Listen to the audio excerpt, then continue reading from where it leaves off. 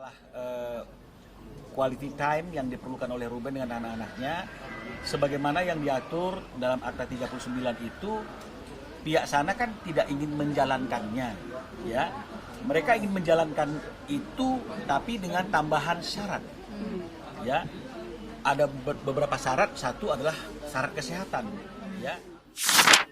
Mediasi itu gagal kan ketika para prinsipal ini kan tetap berketetapan dengan apa yang mereka inginkan, kan gitu, ya.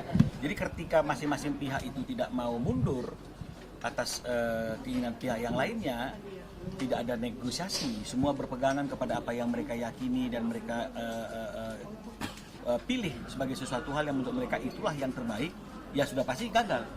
Jadi situasinya tadi juga seperti itu, masing-masing pihak itu berpegangan dengan apa yang menurut keyakinan mereka masing-masing, ya. Jadi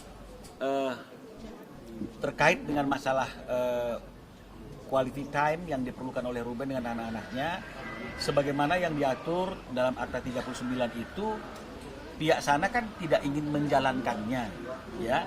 Mereka ingin menjalankan itu, tapi dengan tambahan syarat, ya. Ada beberapa syarat, satu adalah syarat kesehatan, ya. Tapi saya mengatakan bahwa di dalam Akta 39 itu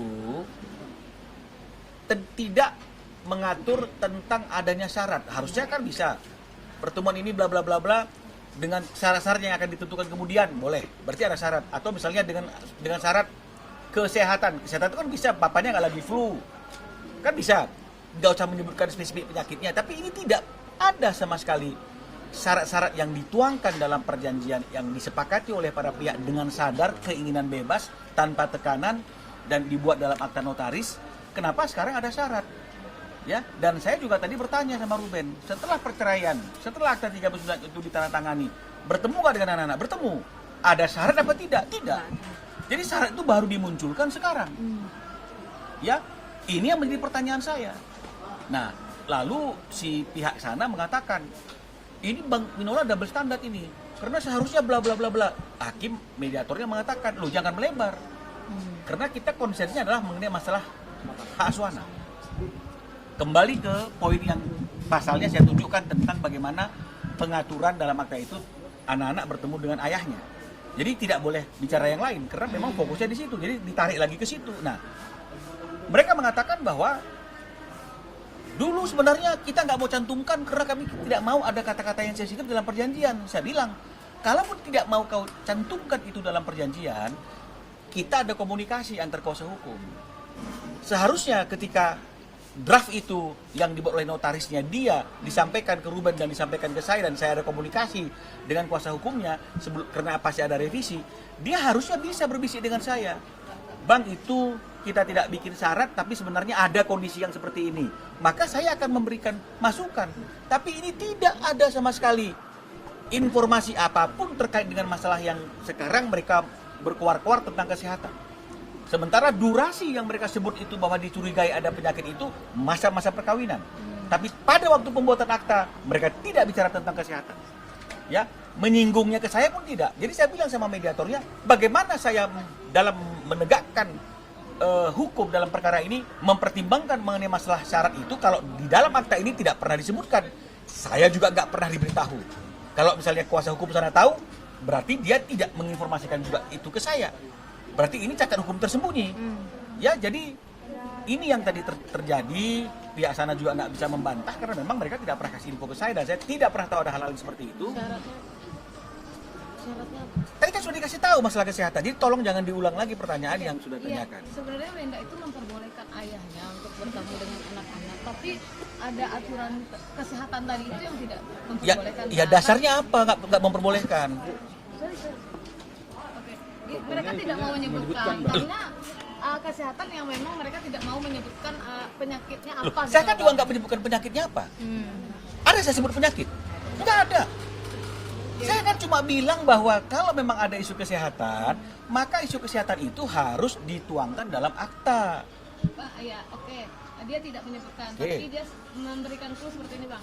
kita tidak perlu sebut lah, kan itu sudah beredar ketika di WA Ya chat yang udah, di itu loh, ya Bang. udah. Jadi saya juga bicara tentang kesehatan. Apapun penyakitnya, kalau misalnya memang ada penyakit yang kita khawatirkan itu akan membahayakan anak-anak, dan karena peristiwa itu terjadi dalam perkawinan, harusnya ketika bercerai diatur nggak dalam akta itu perjanjian? Logika saja kita diatur nggak? Diatur. Kalau memang dia begitu cemas dan khawatirnya, ada kata-kata 2-3 hari berkumpul dengan ayahnya dan dia cemasnya seperti hari ini, dia minta nggak ada syarat itu dalam perjanjian, harusnya diminta. Kalaupun tidak ingin dicantumkan penyakitnya, dia harusnya ngomong sama saya, kuasa hukumnya harus ngomong sama saya, Bang bagaimana, ada kondisi klien saya seperti ini, dia mau seperti ini, pasti saya akan mengusulkan ada kata-kata dengan syarat-syarat yang ditentukan di kemudian hari, bisa dengan syarat-syarat masing-masing pihak dalam keadaan yang sehat walafiat, bisa, karena flu juga akan memberikan penularan. Nah, tapi kan ini tidak pernah ada isu itu. Dan setelah perceraian pun, Ruben masih bisa bertemu dan berkumpul bersama dengan anak-anaknya tanpa syarat. Baru sekarang ada syarat itu. Ya jelas. Apakah ini dibikin-bikin untuk agar mengulur-ngulur anak-anak tidak bertemu dengan bapak? Saya tidak tahu apa pertimbangannya, tapi yang saya tahu adalah apa yang tertuang dalam aturan. Ya. Kalau memang yang tertuang dalam Akta 39 itu adalah seperti itu, maka marilah kita mentaati hal-hal yang seperti itu. Kecuali masing-masing pihak sepakat untuk merubah. Masalahnya kan Ruben tidak sepakat untuk membuat perubahan itu dengan dicantumkan syarat. Masa ayah mau bertemu anaknya itu adalah pakai syarat? Kan itu pertanyaannya. Nah, jadi oleh karena masing-masing pihak bertahan dengan keyakinan mereka masing-masing, maka tentu tidak bisa didamaikan. Mediasi ini harus dinyatakan gagal. Berarti ada mengacu untuk peradilan ya, Bang? Oh iya, karena begitu mediasi ini gagal, maka sidang berikutnya adalah sidang di perkara pokok dengan majelis hakim yang sudah ditunjuk untuk menangani perkara ini. Sekarang tanggal berapa, Bang? Dipanggil nanti dalam panggilan sidang, karena kan mediator harus membuat laporan kepada hakim perkara majelis hakim di perkara pokoknya, kemudian disesuaikan jadwal waktunya sidang waktu hakimnya, baru akan ada panggilan. Bang, perihal audit kan mereka siap mengatakan untuk audit, tapi mereka juga minta audit untuk kesehatan, Bang. Sekarang seperti ini misalnya itu, ketemu anak aja belum, betul tidak? Jadi jangan dicampur aduk, gitu. Kalau masalah uang ini, udah mereka nikmati belum? Sudah mereka terima belum? Jadi kalau sesuatu yang sudah mereka nikmati dan mereka terima, wajar nggak kita minta auditnya? Tapi kalau sesuatu yang belum kita terima, apa yang mau diaudit? Selama ini ketika anak-anak bertemu, ada nggak riwayat yang mereka bisa buktikan? Anak-anaknya jadi sakit, jadi lemah kondisinya, ada nggak fakta itu? Nah, artinya kan kenapa tidak dilaksanakan dulu apa yang diatur dalam Akta 39, mempertemukan anak-anak ini dengan ayahnya, dan kemudian setelah itu kalau memang ada hal-hal yang dikhawatirkan, kemudian diminta dengan santun, lebih bijaksana, Ruben mungkin akan lebih terima. Jadi jangan dibilang, oh siap, tapi kami akan siap. Apa dia pikir kita takut nih untuk artinya itu menunjukkan hasil kesehatannya Ruben? Enggak takut, kita sudah buka ke publik. Apapun komentar publik, Ruben berani loh menunjukkan ini hasil tes saya. Jadi nggak ada yang kita khawatirkan. Tapi kan nggak wajar kalau misalnya ketemu aja belum, dia sudah minta audit kesehatan.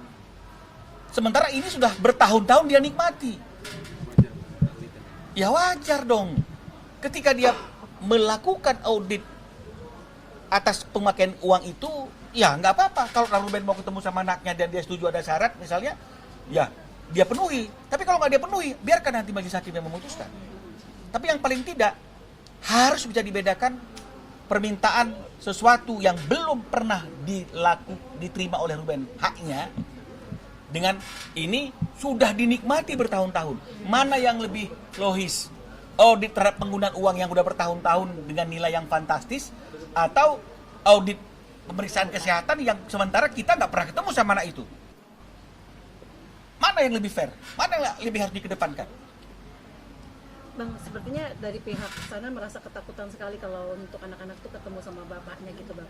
Ada seperti itu nggak sih, Bang? Itu juga yang tadi disampaikan oleh Ruben. Karena Gak sempat baca? Dengerin aja. Klik icon text to speech, gak pakai ribet di okezone.com.